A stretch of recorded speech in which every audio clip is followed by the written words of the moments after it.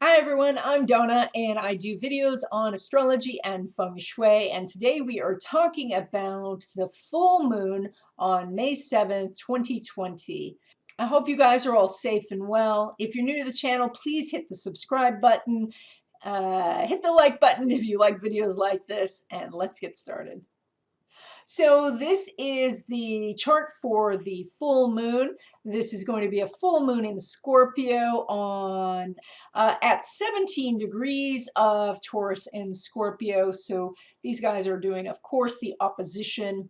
That we always do that on the full moon. So very, very interesting chart that we have. Of course, a Scorpio moon indicates that we are very much into safety. We are considering resources. We are looking at what is creating protection in our life.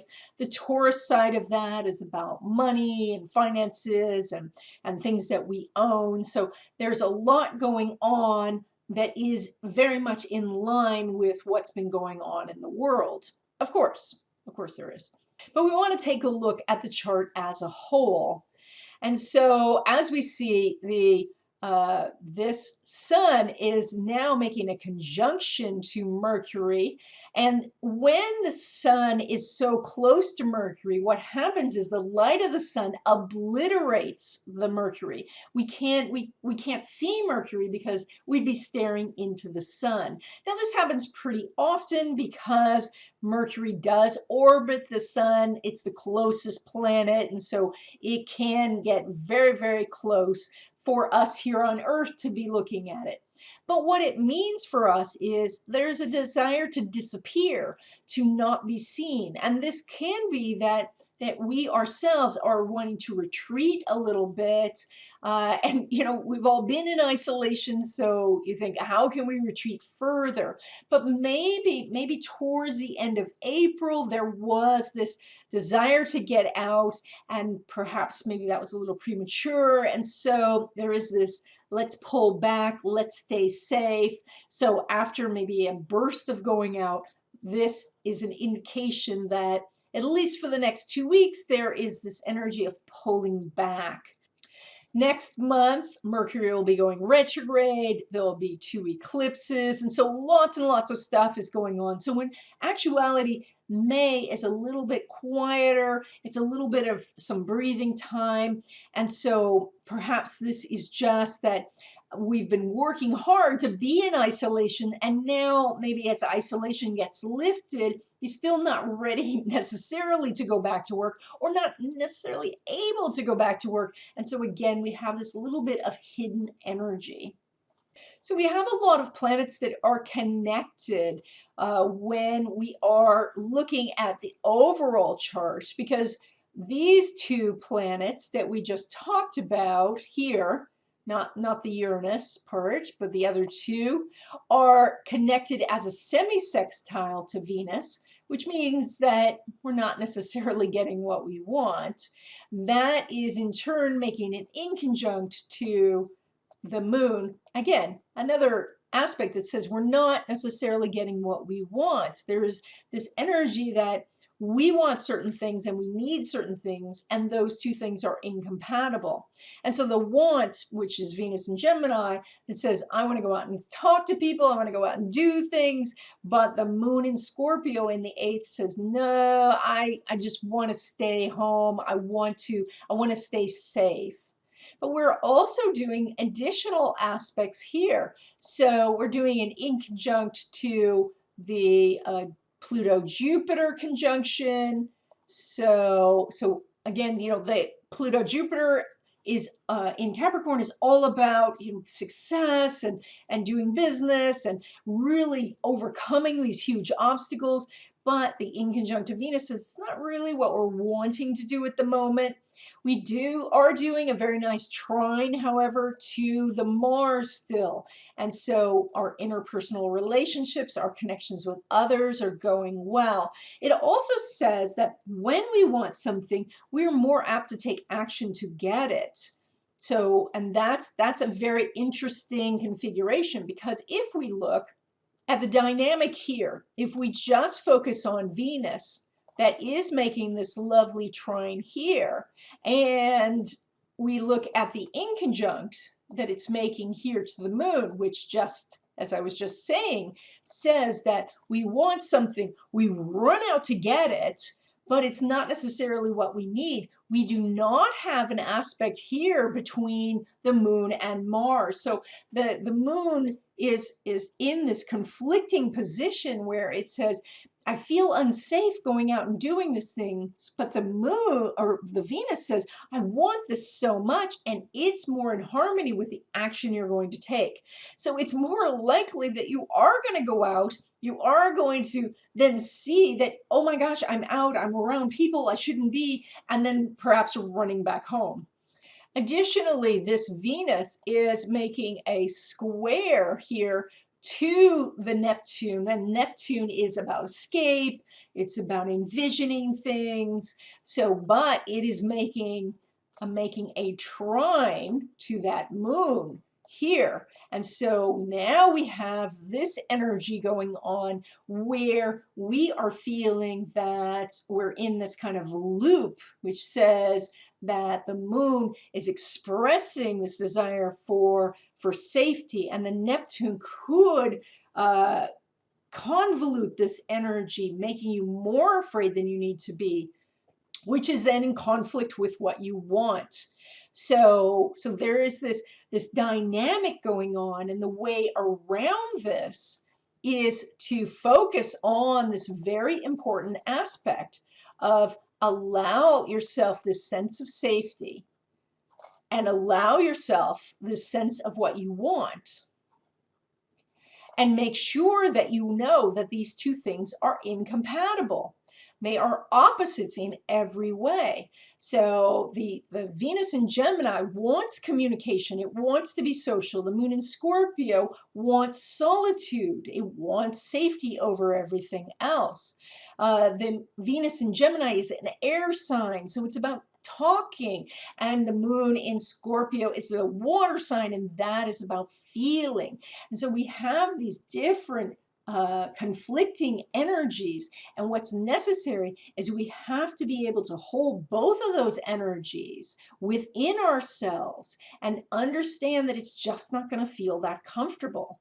But that's the way that we get both, where we spend these couple of weeks where there'll be moments where the Venus is happening, where we feel happy and excited about things. And then all of a sudden we might feel like, okay, that's too much. I've gone too far. Now retreat back into that moon in Scorpio and say, okay, do I have enough food? Do I have enough water? Do I feel like, you know, I've got a barrier between me and everyone else. Now, inconjuncts are hard to do, and we are more likely to be interacting with the square. And so the square says that we ignore the moon entirely, that we come over here and we talk to the Neptune, and this says, oh, you know what? It's just too much. I'm not even going to think about it. I'm just going to watch videos. I'm just going to watch TV. I'm just going to play my video games. And this says I'm going to escape the pressure. And this is not necessarily as beneficial to you, except when you are taking the time between the watchings of things and understanding why you're drawn to certain things. Now, I'm saying this because look at all this Taurus here. This Taurus is ruled by that Venus. And so that tells you right there that what's going on is when you're drawn to a particular series, a particular video game, any types of videos themselves, there's a message for you. It is a spiritual message which you are receiving because this is Pisces. So this is a spiritual message from the universe telling you the reason you keep watching this is you are drawn to this information in some way. So what does that mean? Well, let's say you are drawn to, you know, like some sort of international intrigue drama, And so, where you're having to run from different, scary people, and, there's lots of gunplay and all that.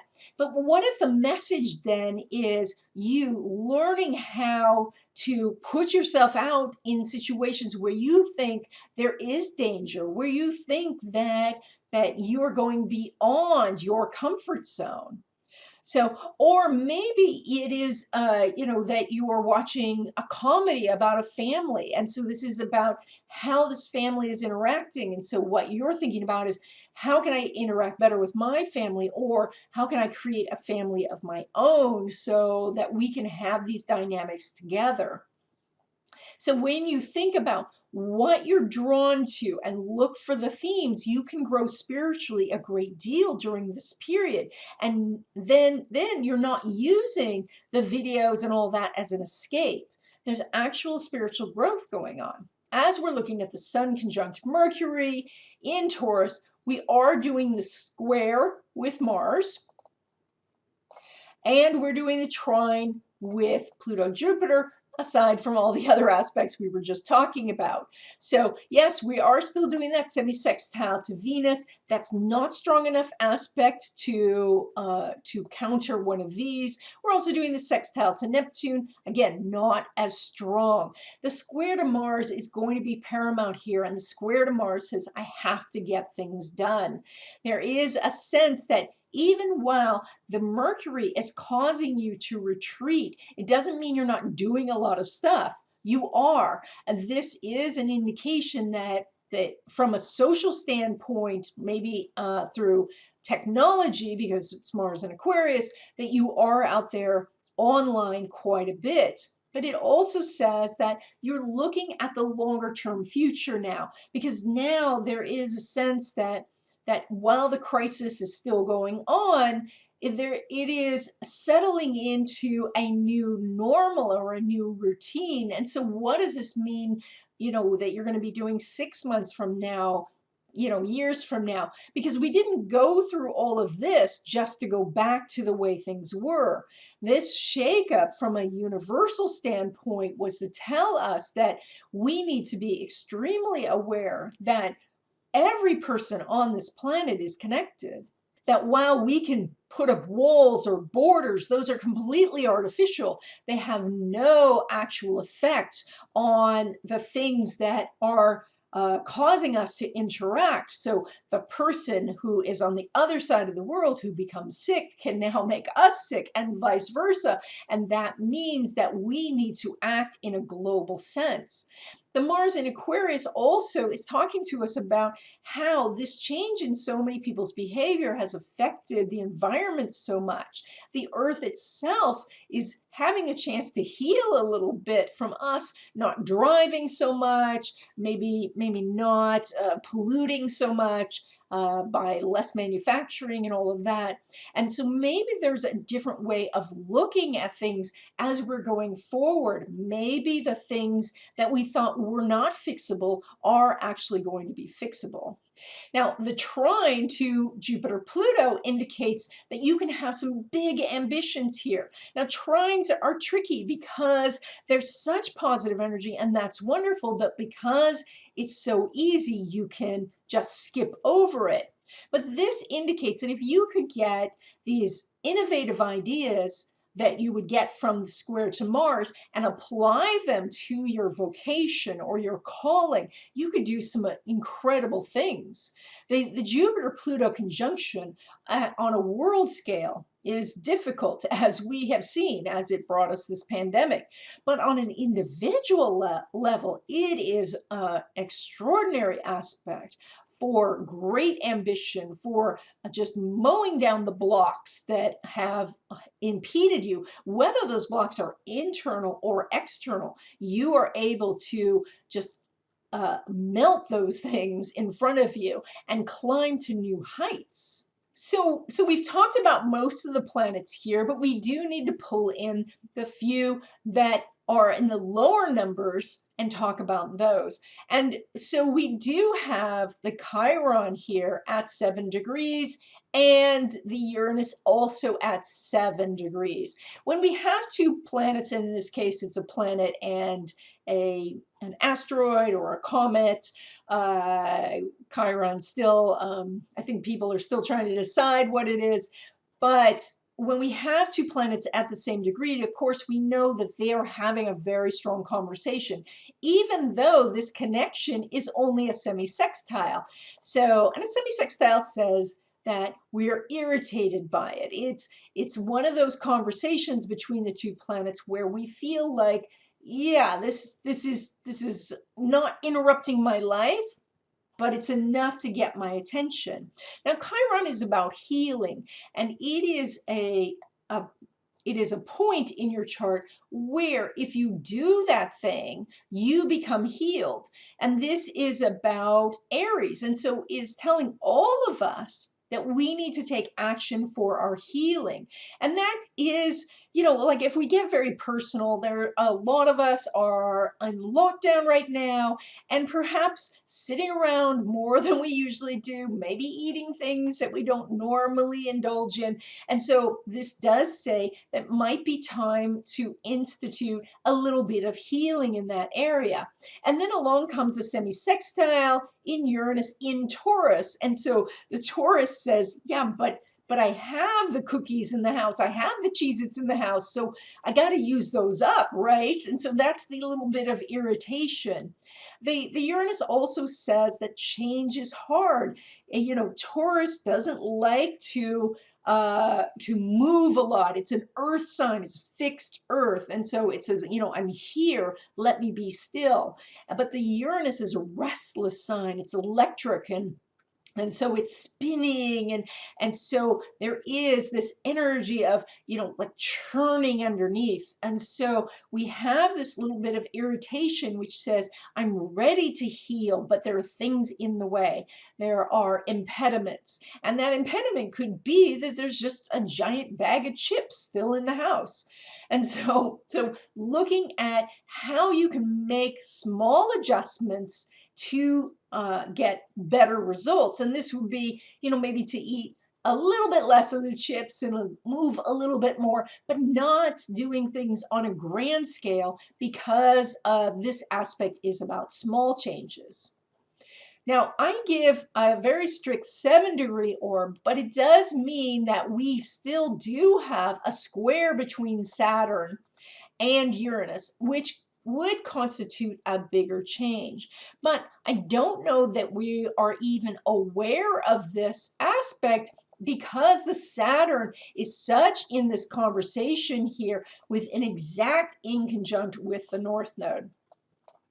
So Saturn is our career. It is where we don't feel very confident, so we work really, really hard and we become an expert at something. And here it's making a very incompatible aspect with the North Node, which is a point that represents life path. This is your karmic path, and if you go and do these things, then you become happy.